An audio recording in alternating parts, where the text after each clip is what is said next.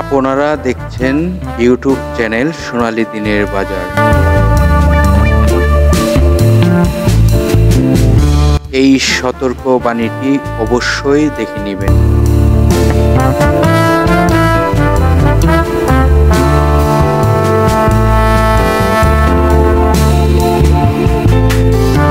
আসসালামু আলাইকুম সম্মানিত বিনিয়োগকারী ভাই ও বোনেরা, আজকের ভিডিওর শিরোনামটি ইতিমধ্যে আপনারা ফলো করেছেন।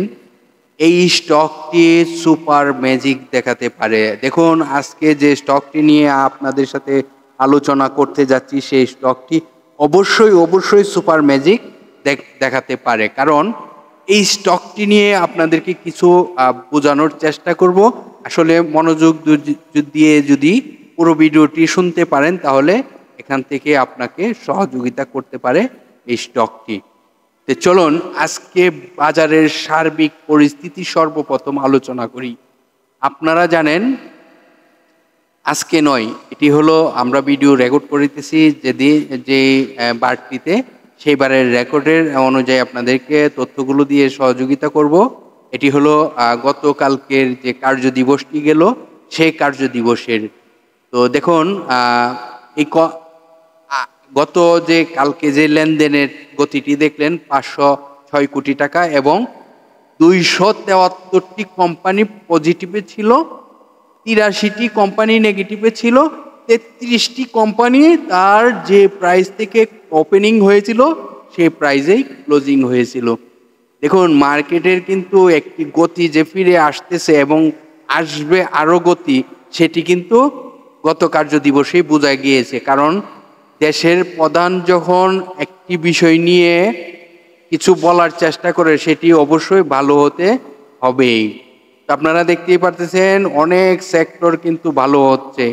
সর্বপ্রথম বলবো টেক্সটাইল সেক্টর খুব ভালো হচ্ছে, ইঞ্জিনিয়ারিং সেক্টরও খুব ভালো হচ্ছে, ইন্স্যুরেন্স সেক্টরও ভালো হচ্ছে, ফার্মা সেক্টরও ভালো হচ্ছে, ব্যাংক সেক্টরও ভালো হচ্ছে, ওয়েল সেক্টরও ভালো হচ্ছে, ফুড সেক্টরও ভালো হচ্ছে, মিউচুয়াল ফান্ড এবং বিভিন্ন সেক্টর কিন্তু মোটামুটি ভালো হচ্ছে। তো আজকে যে স্টকটি নিয়ে আলোচনা করব সেই স্টকটি ব্যাংক সেক্টরের একটি স্টক, যে স্টকটি আপনাদেরকে সুপার ম্যাজিক দেখাতেই পারে। তো চলুন যে স্টকটি নিয়ে আলোচনা করতে যাচ্ছি সেই স্টকটির বিষয় পুরো বিষয়টি আমরা মনোযোগ দিয়ে বুঝবো এবং এই স্টকটির যে গোপনীয় যে তথ্যগুলো একে একে আপনাদেরকে দেখানোর চেষ্টা করব। তো আপনাদের সাথে যে স্টকটি নিয়ে আলোচনা করতে যাচ্ছি সেই স্টকটি হলো আইএফআইসি ব্যাংক লিমিটেড। এই কোম্পানিটি আপনারা জানেন গত কার্য দিবসে তার বিশাল আকারের একটি ভলিউম হয়। এই কোম্পানিটি দেখুন কিভাবে তার কারেকশন হয়েছিল, কারেকশন হতেই কিন্তু একবারে সর্বশেষ কারেকশন কিন্তু গত কার্য দিবসেই একদম সর্বনিম্ন প্রাইজে চলে আসে, যে প্রাইস থেকে সে হল্টেড হয়। এই স্টকটিকে আপনারা পুরো বিষয়টি জানার চেষ্টা করুন। দেখুন, এই স্টকটির ন্যাব রয়েছে 19 টাকা 96 পয়সা, যেটি 20 টাকা থেকে 4 পয়সা কম। এটি হলো পার শেয়ার সম্পদ মূল্য। এই কোম্পানিটি আপনারা জানেন ডিসেম্বর ক্লোজিং। এই কোম্পানিটির ফার্স্ট কোয়ার্টারে আয় হয়েছে 22 পয়সা।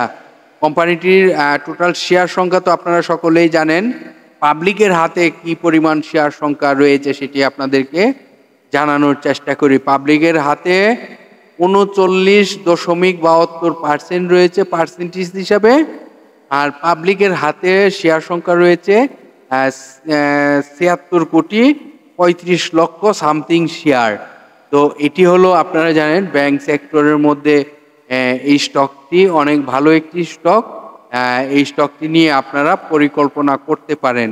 আরও কিছু যদি আপনাদেরকে বোঝানোর চেষ্টা করি, যে চার্টটি আপনারা দেখার চেষ্টা করবেন, যে চার্টটি থেকে মুভমেন্ট যে চলে আসছে আর বাজারের সার্বিক পরিস্থিতি কিন্তু এখন থেকে ভালো হবে ইনশাল্লাহ। কারণ এই মার্কেট যেভাবে পতন হয়েছে, যেভাবে কারেকশন হয়েছে, সেভাবে কিন্তু কোনো বিনিয়োগকারী কোনো ইনভেস্টরও চায়নি। এটি একমাত্র ভয় ভীতির কারণে মার্কেটটি এই অবস্থায় চলে আসছে।